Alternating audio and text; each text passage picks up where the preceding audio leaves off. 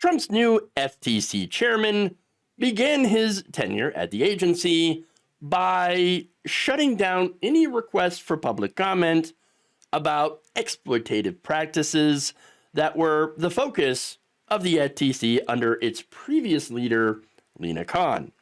So this is Andrew Ferguson, and after taking over, he immediately declared, this is the first thing that he did, DEI is over, and then demanded a swift vote on a motion giving him authority to comply with President Trump's orders, ending DEI across the federal government. And after doing that, because, oh my God, we're safe from DEI, right? Then he got to the real work, making sure that the agency does nothing to take on corporations that are exploiting people. Yes, that's right. So according to a report by Jake Johnson over at Common Dreams, Ferguson shuttered FTC requests for information and public comments on corporate mergers and acquisitions. I thought that Trump was interested in breaking up some of these monopolies. Apparently not. Protecting workers from illegal business practices, predatory pricing, and something called surveillance pricing practices. So what's that last part? Well, it turns out it's where companies will use your personal data to try to set individualized prices. And no, that actually doesn't save you money. Okay. Obviously, it's going to be tailored to try to sell you things at a higher price. Of course. Now, look, these companies will use your personal data to set these individualized prices. And under Khan, this was something that the FTC was looking into to try to see if whether or not this is, hurts privacy, which it seems like it does. And, okay, what exactly are they learning about you? How are they doing this? This is stuff that they were looking into. And that investigation was sparked by a growing awareness that these companies are using AI and machine learning to track certain categories of user data. For example, your age, your location, your credit score, and even your browsing history as a way to serve you ads. Seems like a privacy issue, especially your location and your credit score. Now, again, if it knows your browsing history, if it knows your recent purchases, this is an AI, and it also knows the time of day that you tend to buy things, and might know that you have a tendency to impulse buy if you're shopping at night. Well, that's something that the algorithm that these AI things can use to try to sell you stuff. For example, using the information that it has gleaned about you, it might know that you're looking for a coffee maker or might be interested in buying a new coffee maker. And then it might say, well, this person has a tendency to impulse buy at this time of night, so we're going to serve you an ad for a coffee maker individualized to you at a time we know that you will impulse buy it at a higher price. Yeah. And of course, you're not going to even realize that they're doing it. You'll just see like, oh, a coffee maker. Oh, hell yeah, I was thinking about that. Sure, why not? And then, oh, you find out that you overpaid for it. So that seems pretty dystopian to me. And I'm sure I'd be very curious to know if it didn't sound dystopian to you and why. But it feels dystopian to me. That said, Ferguson shut all that down. And he's like, oh, no, all that's fine. I don't care. I'm here to protect corporations. But the real problem here, I need to protect you from DEI. That's right. So now some of his Democratic colleagues on the FTC were like, wait, what are you doing? Are you sure this is what you want to focus on? Is this your priority? And yes. Now, for example, Commissioner Alvaro Bedoya said in a statement on Thursday, Andrew Ferguson could have made his first public act as chairman a motion to study the rising cost of groceries. He could have acted on a pending public petition from a group of wall and ceiling contractors to investigate how law-breaking contractors can effectively rig contract competitions in the commercial construction industry. Now, that sounds like that could be incredibly relevant to the housing crisis. Okay, overcharging contractors, which means housing prices skyrocket as a result.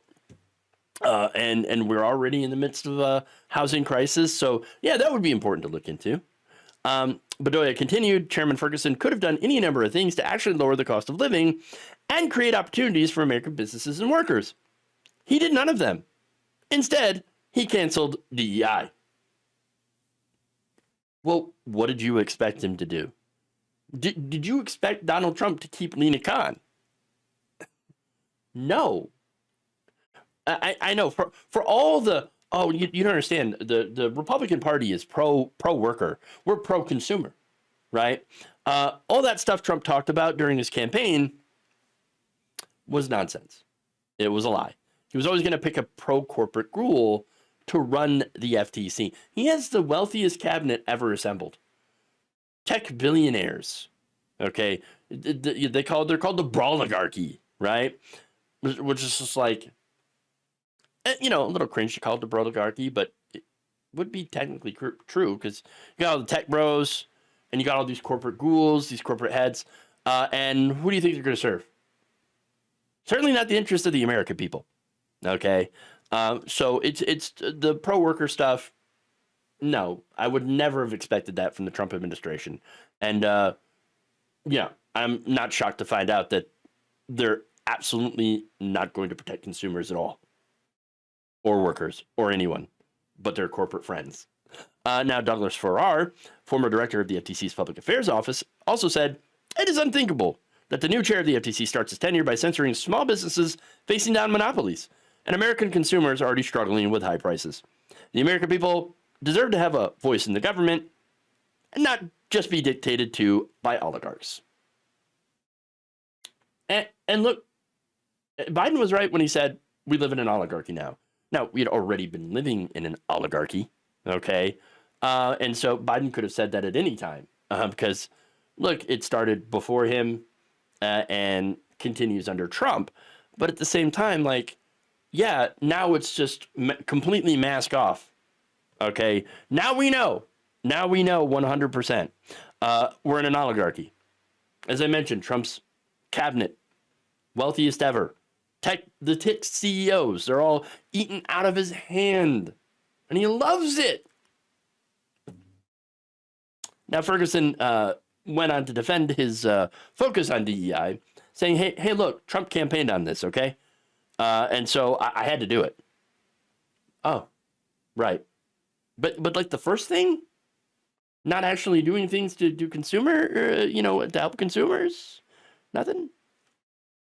Now, here's the thing, Bedoya noted that Trump, on the day of his inauguration, ordered the heads of all executive departments and agencies to deliver emergency price relief consistent with applicable law to the American people and increase the prosperity of the American worker.